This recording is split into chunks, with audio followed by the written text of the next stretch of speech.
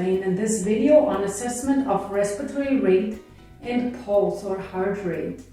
We typically combine those two assessments and count each one for 30 seconds. The reason that we do that is because the respirations is one of those vital functions that we actually have control over.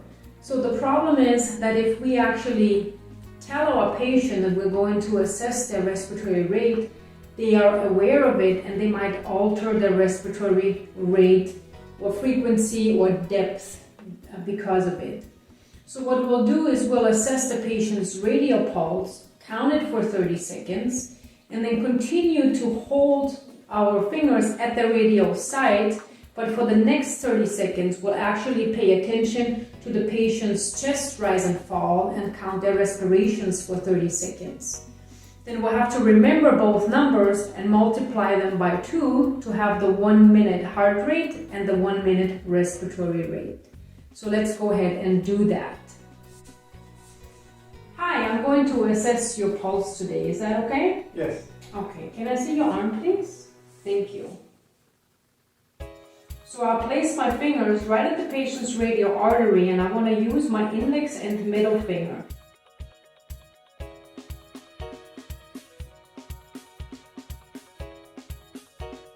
I want to make sure that I press down firmly enough so that I can feel it, but not too firm where I actually could occlude the pulse and basically obstruct the blood flow.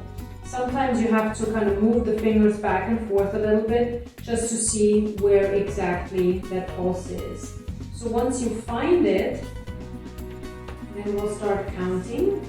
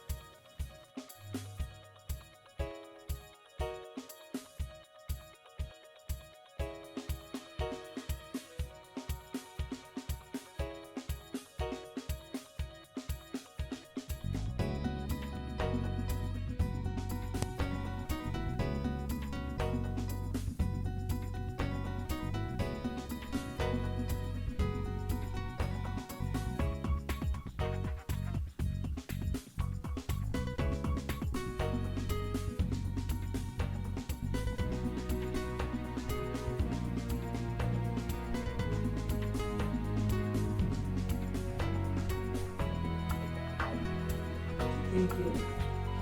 So in this case, I counted 24 on the radial sides. If I multiply this by 2, I get 48, which is a little bit on the slow side, but for my particular patient, I actually know that that's his norm. And then for respirations, I counted 6, and if I multiply it by 2, it gives us 12 respirations per minute. And then you would go ahead and record the findings and definitely take care of your patient depending on what the next step would be.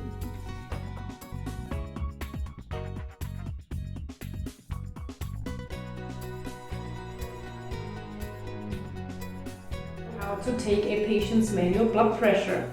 So we need some tools for that. We need a stethoscope and a blood pressure cuff.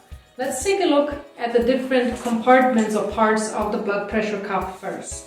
So it is very important that you actually have the correct size blood pressure cuff for your patient, because if the blood pressure cuff is too big for the patient, the blood pressure reading may be too low.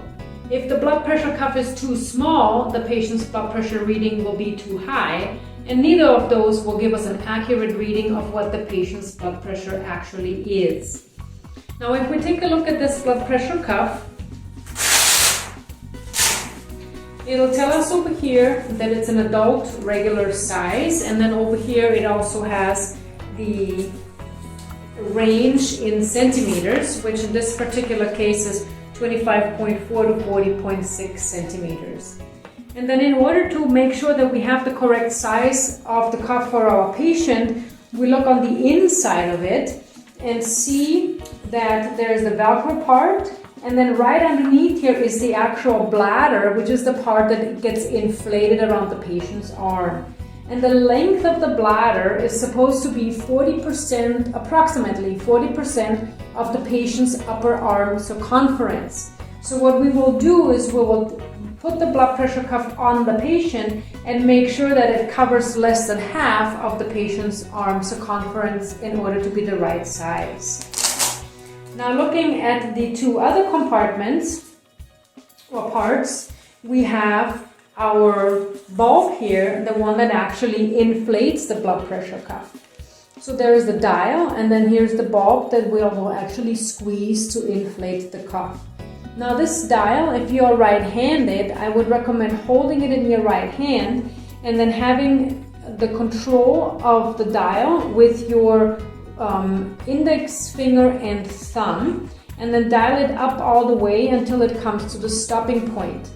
Once it comes to the stopping point, that means that now it's ready to be inflated, and you can squeeze the ball to inflate the cuff, and then gently move it with the index finger and thumb to deflate the blood pressure cuff. And you really want to do this very slowly, because if the dial releases too fast, you won't be able to see the actual reading.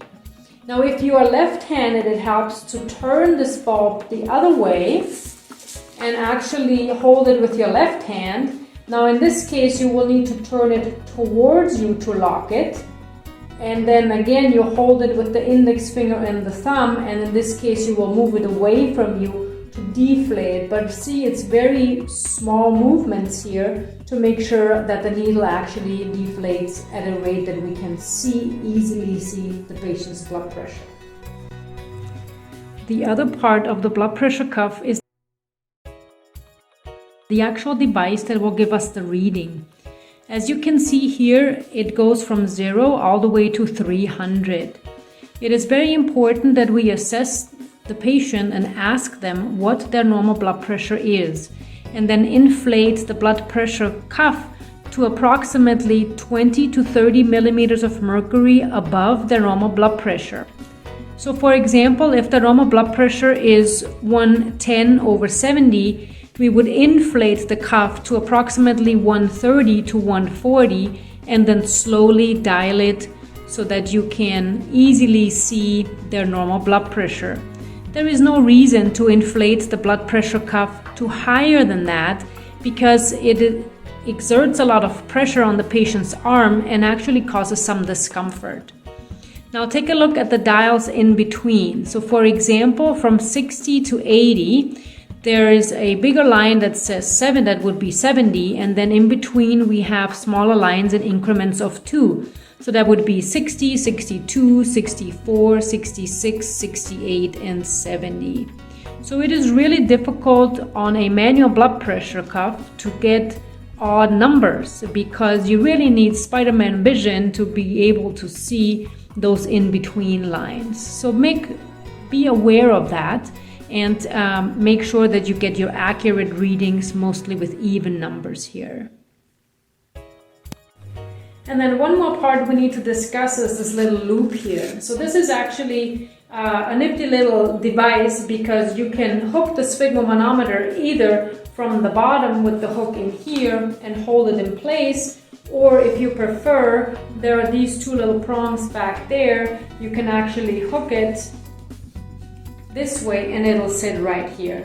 Now both of them are a little flimsy, and remember, it's going to be sitting on the patient's left or right brachial artery, so it might be more on the inside of their upper arm, so it might be a little bit difficult. So sometimes what I do is I just unhook it and ask my patient to actually hold it to where I can easily see it. Hi, I'm going to take your blood pressure, is that okay? Yes. Can you tell me what your normal blood pressure usually is? It's around 120/70 something. Okay, thank you. So then we'll roll the patient's sleeve up. We want to make sure that we actually don't put the cuff over a piece of clothing, because that again might alter the result. So I'll take my cuff and I place it around the patient's upper arm. In this case, it is left upper arm. So I need to make sure I line the arrow up with his brachial artery. So I will feel for his brachial artery, right there, and line my arrow up. Then I will close the cuff with the Velcro and make sure that it doesn't move. Now you want to make sure that it's nice and snug, but not too tight and not too loose. And again, that just takes time and practice. Now we have the tubing right here that can kind of be a little bit disorienting at times. So in this case, I'm going to ask my patient, can you please hold this for me? Thank you. And because I'll be using my stethoscope, there's going to be 3 tubings here. Now if the stethoscope tubing rubs against one of these other 2, I'm going to have a difficult time actually hearing the blood pressure reading. So I always recommend detangling the tubing first. So in this case, I'll bring this around here, and then I'll place my stethoscope at the patient's brachial artery. So right where I just palpated,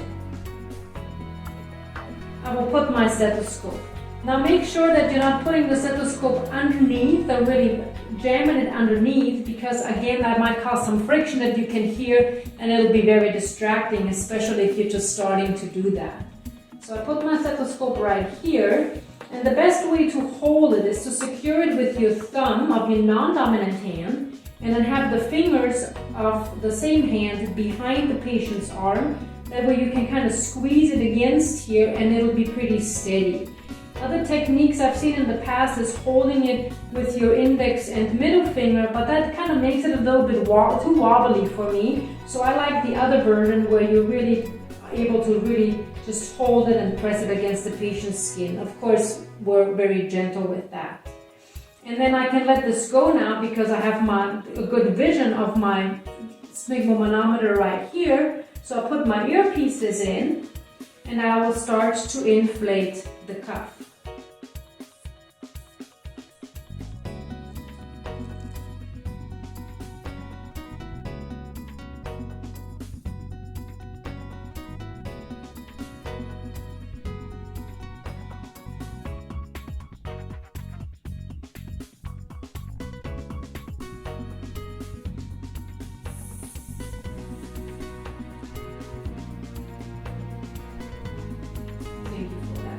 My reading was 108/68, which is normal. So I'll remove the blood pressure cuff from the patient. I take care of my patient, get them back in order, and I'll go record my findings.